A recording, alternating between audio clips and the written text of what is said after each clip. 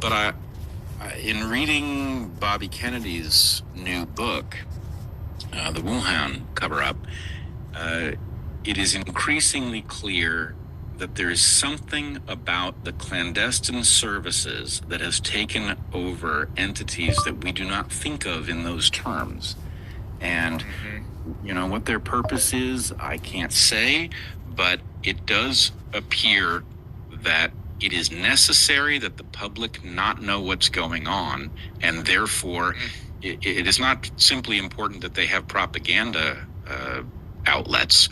What they need is for there to be no exception. There's no place you can go to figure out even the basic facts, and that's a very alarming state to live in.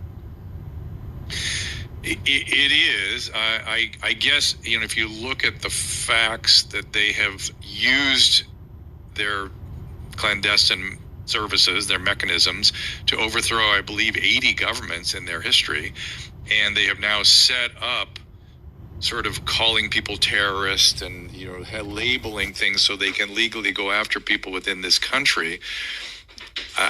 It gets a little bit scary. And again, exactly why they're doing this. I wonder if you have a theory about that. I mean, is there something we shouldn't know? Is there such a thing as that? Well, I mean, the problem is we don't even really. I think that we look at a map and we think we understand what those things that we call nations are, and that they predict something about who is on our team and who is not. And increasingly, I think that's more of a distraction than an insight, that something is partnering across national boundaries. Why, for example, were we participating collaboratively in bioweapons research with the Chinese in Wuhan? That's a strange thing for us to have been doing if us is the United States and we have concerns about an antagonistic government in the form of the CCP. Why would we have been partnering with them on such sensitive investigations?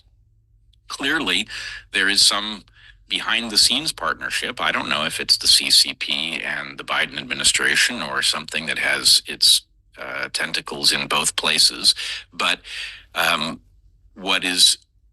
where we started and what has become clear to me is that there are many ways in which an asymmetry of information is simply advantageous to those who wish to wield power over us, to those who wish to transfer our wealth to them.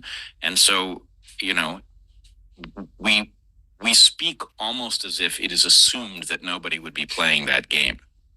As if we are all on board with the idea that enlightenment is a good thing. And you certainly wouldn't know it to look at our universities, for example. Our universities look more like dark age institutions that distribute some kind of superstitious nonsense and disguise it as if it were information. You wouldn't know it from looking at our newspapers, which ignore the most obvious stories. Frankly, they ignore it until it's become so painful, so embarrassing not to report them that they have no choice. But what kind of world are we living in if the public arrives at these things as a matter of common knowledge before the New York Times or the Washington Post is even on the story? You're living at the end of time. Your time, Edomite. Shalom.